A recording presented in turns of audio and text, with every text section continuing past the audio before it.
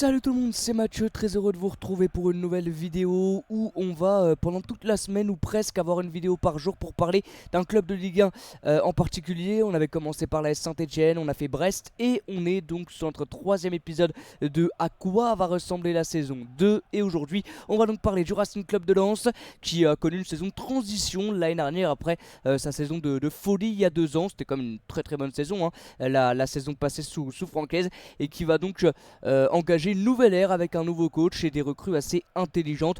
Comme d'habitude, j'ai envie de vous dire, hein, le Racing Club de Lens marche très bien et fonctionne très bien au niveau du mercato. Donc on va, comme on l'avait fait avec Brest, commencer par se rappeler de la saison du Racing Club de Lens qui a fini 7ème l'année dernière. Ils n'ont pas réussi à réitérer leur saison de folie 2022-2023 avec une deuxième place où ils étaient proches du Paris Saint-Germain. Enfin, c'était complètement fou. 7ème position, élimination directe en Ligue des Champions, alors qu'ils avaient vraiment fait une phase de groupe intéressante. Ils avaient gagné Séville, ils avaient gagné Arsenal, donc c'était plutôt cohérent. Et puis ils se sont fait éliminer en Conference League malheureusement contre Fribourg, si je dis pas de bêtises, j'espère pas me tromper là-dessus. Donc 7ème place pour eux avec 14 victoires, 9 nuls, 11 défaites. Au niveau de la meilleure attaque, ils étaient 7ème. Au niveau de la meilleure défense, ils étaient 1, 2, 3, 4, 5ème. 5ème au niveau de la meilleure défense.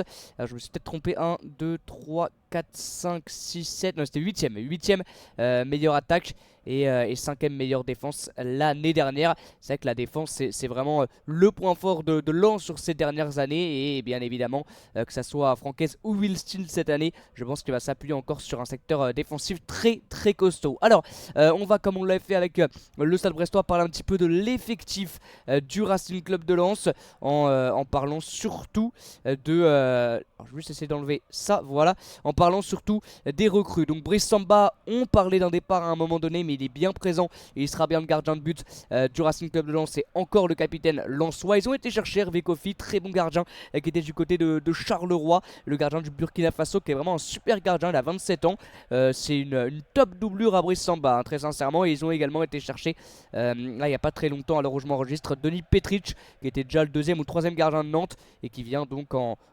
doublure de la doublure, hein. Ça va être le troisième gardien du Racing Club de Lens.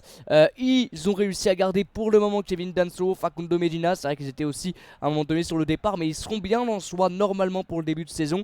Et ça, c'est aussi parfait parce qu'ils font partie des meilleurs défenseurs centraux de Ligue 1. Ils ont été chercher aussi Malang Sarr pour renforcer leur défense centrale.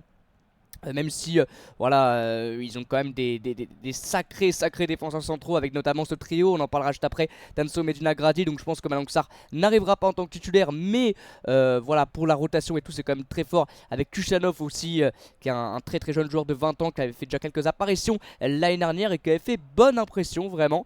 Donc c'est assez bon. Ils ont aussi fait monter quelques joueurs de leur équipe B avec Gagnou ou encore Pouli, et un joueur un petit peu plus connu qu'on a vu l'année dernière avec la une, Ayenda Sishuba également. On espère le voir un petit peu plus souvent en Ligue 1 parce que c'est un super joueur avec un potentiel de fou. Il y a le retour de près de Spearing, ça n'avait absolument pas marché l'année dernière, donc à voir si ça fonctionne cette année. Je sais pas si ce sera dans les plans de Will Steele. L'achat officiel de Joaner Chavez également, le Colombien équatorien, non, équatorien je crois. Ouais, c'est ça, équatorien, excusez-moi. Et puis au niveau des recrues, ils ont été chercher également le joueur expérimenté qui était du côté de la Fiorentina à 27 ans. C'est un franco-angolais, c'est Mbala Nzola. C'est un joueur très expérimenté qui a marqué je crois une dizaine de buts l'année dernière avec la Fio en Serie A. Je crois qu'il n'a jamais joué en Ligue 1, je dis peut-être des bêtises, mais je crois qu'il n'a jamais joué en Ligue 1. Il a joué du côté de la Fio par exemple, mais la Ligue 1 je sais plus. N'hésitez pas à me le dire dans l'espace commentaire, j'ai pas l'info là-dessus. Mais en tout cas c'est intelligent d'avoir été le chercher parce qu'on parle d'un départ d'Eli Wahi du côté de l'OM. Là sur les matchs amicaux il a pas trop joué Eli Wahi, et donc Nzola c'est plutôt intéressant. C'est très expérimenté, un duo avec un Florence Otoka peut vraiment être pas mal. Donc pour le moment l'effectif il est bon, il est très bon. Ils ont pas non plus perdu beaucoup de joueurs, voire presque pas du tout. Je crois que Guy Lavogui est parti, Adam Bouchka, mais c'est pas de joueur qui était vraiment indiscutable dans le 11 de Francaise. Mais ils ont réussi à garder voilà, Brice Samba, Medina, Grady, Danso, la charnière centrale qui a tellement bien fonctionné sur les 2 dernières années. Alors on va maintenant bien sûr le mercato n'est pas terminé, donc peut-être que Wahi va partir. On parle de lui du côté de l'OM.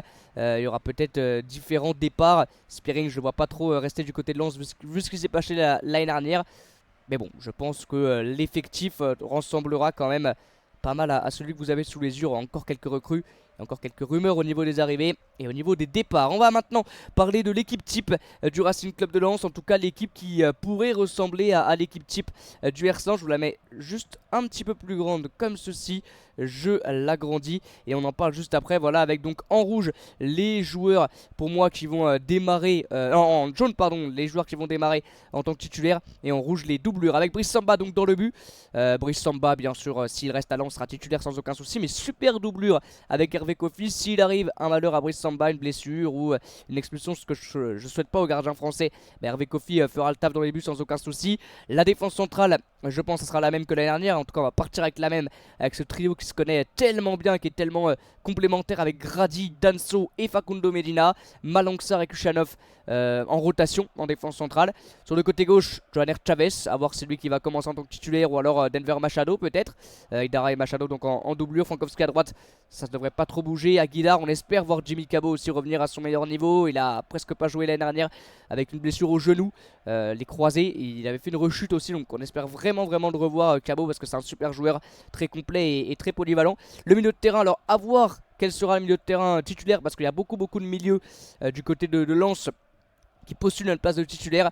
On a vu Nampalis Mendy dans les matchs amicaux. Abdoul Samed on l'a pas trop vu, mais je crois qu'il est alors il est encore Lensois, Abdoul Samed. Oui, il est encore là, salut, c'est Abdoul Samed, il est encore là, donc Abdoul Samed je pense va démarrer. Et puis tu as du Nail El Agnaoui qui est blessé mais qui devrait revenir sur le début de la Ligue 1, peut-être pas sur le premier match mais peut-être sur le second ou le troisième. Andy Diouf également, c'est un petit flop malheureusement l'année dernière, mais c'est un joueur qui a du potentiel. Adrien Thomasson, Fulgini qui a fait des très bonnes choses en match amicaux. Et puis tu as des joueurs un petit peu plus offensifs avec Chichouba, on espère le voir un petit peu plus, le belge, si je dis pas de bêtises, c'est un belge, Ayenda Chichouba, et Pereira da Costa aussi qui a fait une belle saison l'année dernière. Et devant, je pense qu'on va partir sur un duo, en tout cas c'est ce qu'on a vu sur les matchs amicaux. Wesley Saïd qui marche bien aussi, Wesley Saïd très bon, moi je trouve que c'est un joueur assez sous-coté, Saïd, parce que c'est vraiment un sacré numéro 9, avec Florence Otoka bien sûr, le couteau suisse du RC Lens. Il peut jouer là, il peut jouer ici, il peut jouer ici, il peut jouer là, il pourra bientôt jouer ici, hein. Florence Otoka c'est assez énorme. Et puis on aura donc bon, Eli Wahi, je pense pas qu'il va rester du côté de Lens, hein, très sincèrement. On parle de lui du côté de l'OM, il est très proche de l'OM. Donc à voir le futur d'Eli Wahi. Mais bon, c'est pour ça que je l'ai pas mis en tant que titulaire. Mais s'il reste, je pense que Wilson va lui faire confiance, à voir. Et puis Enzola aussi, je pense qu'il va démarrer en tant que doublure. Mais c'est très intelligent aussi d'avoir été le chercher, hein, le petit Mbola. Enzola, très expérimenté, 27 ans. Lui va faire vraiment du bien. Si ça marche bien avec Sotoka, je pense que la complémentarité avec les deux peut être très intéressante. Après, ça peut jouer aussi... Enfin, ça peut être autre chose, hein. Ça peut être un Sotoka ici, un Saïd en pointe, et on rajoute un Dacosta à gauche. Enfin, je sais pas, ça peut être d'autres animations du côté de Will. Après, en tout cas, ce qu'on a vu sur les matchs amicaux, il change pas par rapport à ce que faisait Francaise, hein, avec cette charnière centrale, ce trio là, ce quatuor défensif, Samba, Danso, Grady, Medina. Ça ne bouge pas avec cette animation sur les côtés en tant que piston, hein. Il joue pas avec des joueurs de déséquilibre offensif, il joue avec des pistons, donc Chavez ou Machado. Et puis le côté droit, pardon, côté droit je pense sera Frankowski. Et puis devant on va avoir Dacosta, je pense qu'il aura du temps de jeu aussi. Saïd, Sotoka. Voilà, je pense qu'on aura quand même une équipe qui ressemblera à ça. À voir Enzola aussi s'il va jouer dès le début, à voir. El Agnaoui quand il sera à 100%, je pense qu'il va jouer parce qu'il a fait une énorme saison l'année dernière. Puis on espère voir un Andy Diouf aussi à son meilleur niveau. Fulgini qui est pas mal sur le début de saison, l'avant-saison en tout cas. On espère aussi voir un petit peu de temps de jeu pour Ayenda Chichouba. Et on termine donc l'équipe avec les principales rumeurs. Il y en a peut-être d'autres, mais Sidi Bané, je crois que c'est un jeune défenseur central qui a 20 ans, si je dis pas de bêtises encore une fois. N'hésitez pas, hein, peut-être que je dis beaucoup d'erreurs, n'hésitez pas à me corriger. Je crois que c'est un défenseur central. Il est du côté de Lens, il jouait du côté de Botafogo, encore une fois si je dis pas de bêtises. Sidi Bané, et je crois qu'il va arriver... il va arriver dans les heures à venir, Sidi Bané, un jeune défenseur central, pour jouer dans la rotation. Je pense qu'il va surtout jouer en équipe B parce que c'est un jeune joueur. Alpha Diallo, lui, c'est un jeune du centre de formation, un jeune qui a énormément de potentiel, un numéro 10, un milieu offensif central. Voilà, le Racing Club de Lens profite de la malheureuse descente aux enfers des Bordelais pour aller shipper l'un des très bons jeunes joueurs du centre de formation bordelais, Alpha Diallo. Et un autre Diallo, lui, par contre, ce serait plus compliqué parce que je crois que c'est en mauvaise route pour le voir arriver du côté de Lens, mais ils avaient commencé les pourparlers avec Habib Diallo et son club en Arabie Saoudite, je crois. Voilà, l'ancien Strasbourgeois. Mais pour le moment, bon, Sidi Bani, je crois que ça va être fait. Alpha Diallo aussi, mais Habib Diallo, c'est moins sûr. Voilà au niveau de ce qu'on devrait voir au début du championnat. Après il y a encore quelques incertitudes. Alors il y a eu des matchs amicaux aussi qui ont été joués hein, bien sûr du côté de Lens. Ça avait commencé par ce 6-0 contre le Red Star, ils avaient gagné contre Louvain. Et puis l'adversité avait commencé à s'élever un petit peu avec Leverkusen. Il y a eu 2-2 à Bollaert, puis cette victoire 3-0 face à Leicester. Victoire 3-0 avec un but de Kevin Danso et donc le doublé d'Angelo Fulgini. C'est pour ça qu'on parle peut-être d'une titularisation directe pour Fulgini. Ils ont ultra dominé la rencontre, hein, les joueurs de Lens.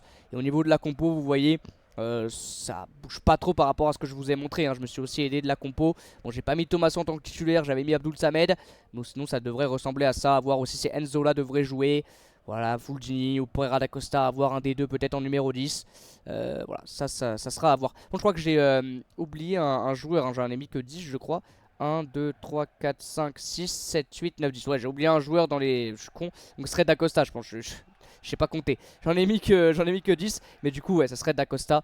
Je pense, hop, changer la couleur en jaune. Voilà. Je pense que ça sera ça la compo. Alors Fulgini, da Costa ou Fulgini. J'ai oublié un joueur, je suis un peu con.